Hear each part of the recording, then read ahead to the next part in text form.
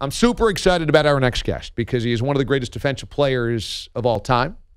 He is one of the most devastating safeties that ever took the field of the NFL.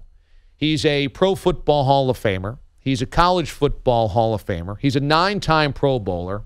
And he was a member of the greatest college football team ever assembled.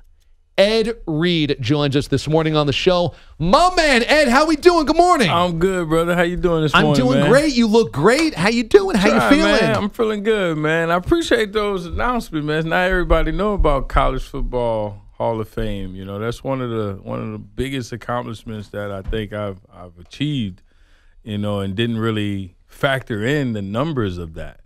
You know, 3+ million guys are in that went through college. Everybody in the NFL goes through college. Not everybody makes it to that Hall of Fame or even gets that chance. Yeah, man.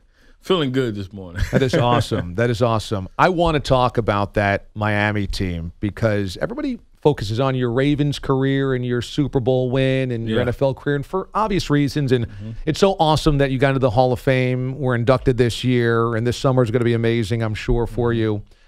But I am constantly enchanted by the 2001 Miami Hurricanes team you were on. Yeah.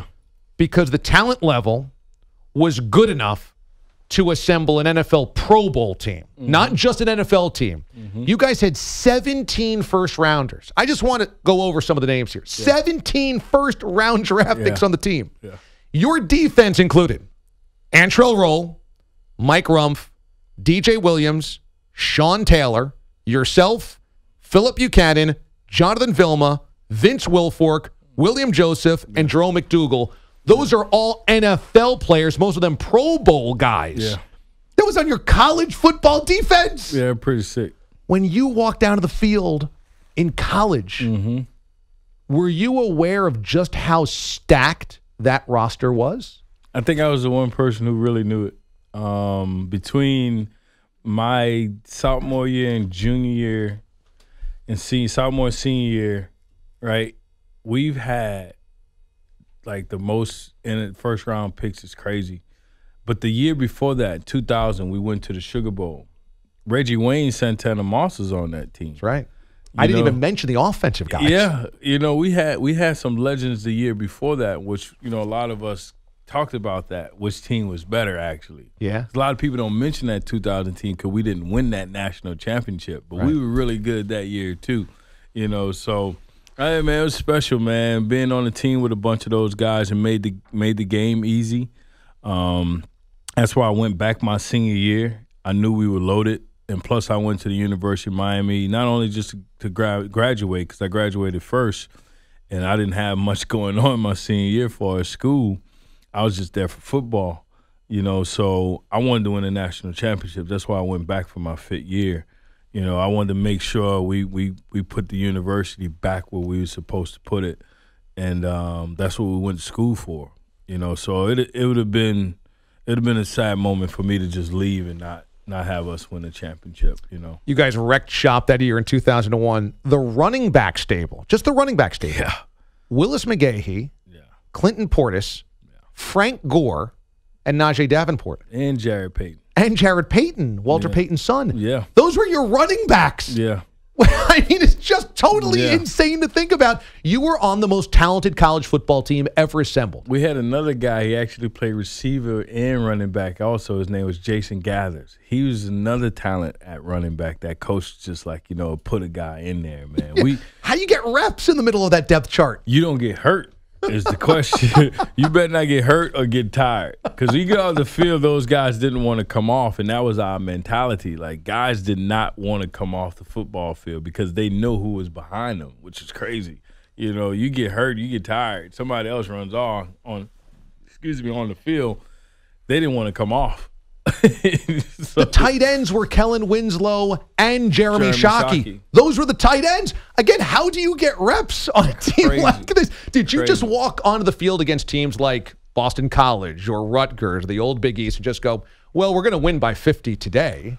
Well, Boston College played us close. Played them tough. Always, especially because it was up there when it was cold. Right. You know, we Miami guys at the time. You know, you can't simulate that. You know, But there are some teams we knew we were going to crush, like Washington. Because we lost that year before, we just had a chip on our shoulder, and they just got the bad end of that. I don't even think they played us since or even want to play us since then. Yeah. But me, when I walked around the University of Miami, we have the plaques of all the old seasons. Yeah. So I knew how to win a championship. It was just being engraved in my mind because you look at those scores. The defense, we didn't give up. Defense did not give up points. Nope. And that's how you win championships, man. Amazing. Ed Reed joins us in studio this morning. So on Thursday, the NFL announced Tickets for 100 Years.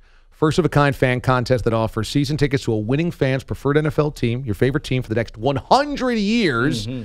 So the NFL's popularity, as everybody knows, generated by fandom, generation to generation. And you grew up in New Orleans, around Louisiana, New Orleans. Sportsman state. Yeah. And at that time, though, I mean, the Saints had been bad from the 60s to the 70s, the 80s. Bags on the head. The Aints. I remember that. And yet, through all of that, man, Saints fans are loyal. They are diehard. No it is doubt. an incredible state for fandom and for the Saints. And so you saw this up close and personal, that bond that the NFL has from generations, right? Yes. I mean, for me, I grew up at the Park. Obviously grew up watching the Saints in San Francisco back in the day when the divisions and conferences were different. Yeah. So I grew up around Eli, Jerry Rice fan and all that. And we used to emulate it. Kids still emulate the NFL players, still emulate guys that they see. So players, you are role models, man. Know somebody's looking up to you. But that's what it's about. Those times at the Park with your family, going to the games with your family, spending that time with your family, watching football on Sundays. I still spend time with my son. Obviously, he's 10. On Sundays, we watching games now, because I'm home. I'm not playing, so I can make some nachos and he and I watch the game, unless he want to go out and shoot basketball. But that was about, it's about the fans. I played this game the way I did partly is because of the fan support, good or bad. You wanted to go in Pittsburgh and perform in front of their fans. You didn't want them to like you. You wanted them to respect you. As when I see Pittsburgh Steelers fans now, you'd be like, man, I didn't like your team, but you was a hell of a player. So that's what it's about. Just that appreciation back to the fan, and it'll be 2 tickets that fan can win, and they can pass it down, because I don't know, too many of us living past 100. But it's out there, God welcomes it, so you could pass it down to a family member. All you got to do is show your like you say, your fandom, how much you appreciate the game, and just go wild with it on Twitter and Instagram, tag hashtag NFL 100 contest, and just have fun with it, and let the best person win. Tickets for 100 years to your favorite team. Go to NFL.com/100. That's NFL.com/100 to enter. The winner will be announced on stage of the NFL draft coming up here next month. Right, that's good. Yeah, it's pretty cool. You get to be drafted on draft day. That's right. Get to experience that. That's pretty nice. You got to experience that Steeler-Raven rivalry at its height, at its peak. Yeah. I would say 2005 through 2010, 2012. It was just the most vicious rivalry in the NFL, and it really felt old school. It felt like it was cut from a different era, the 70s, the 80s, when guys really disliked one another. Yeah. What was it like playing in that rivalry, knowing that no other game that you had on the schedule matched the Pittsburgh games? I really didn't like those guys. No, but, man, it was the best, man. It was the best because you always want to play against the best.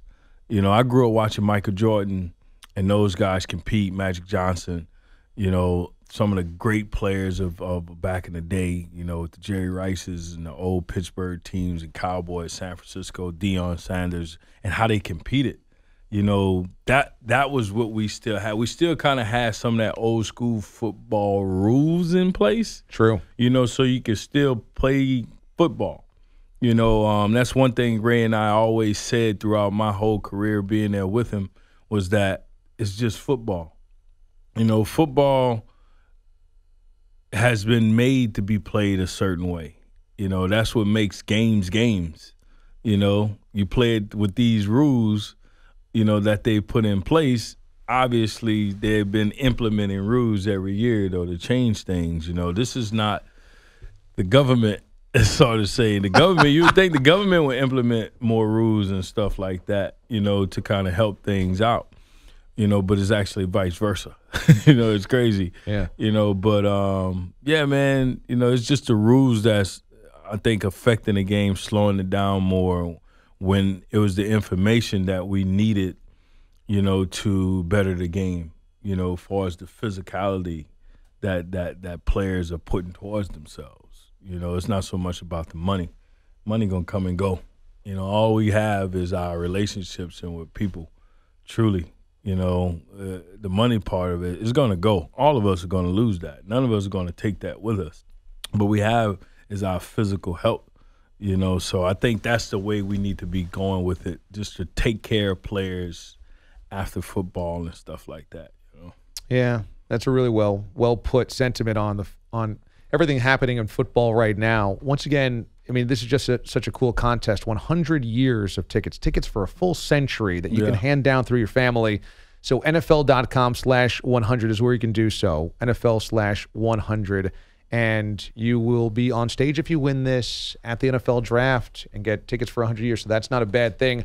I wish we could do this for another couple of hours, Ed, because you're one of my favorite players that I ever watched. And so I appreciate you stopping by and spending some time. I'm for hire, man. Oh, that's right. Is that right? I come in weekly, whatever you need. I don't know what our budget is, but I'll run it by. We'll work that out. Okay. We'll work that out. I'm not hard, man. I'll get your coffee and your newspaper, and so that'll be the first part of it, okay? Not hard. You don't even have to do that. I picked that up myself, man. This is awesome, dude. Thanks so much. No problem, brother.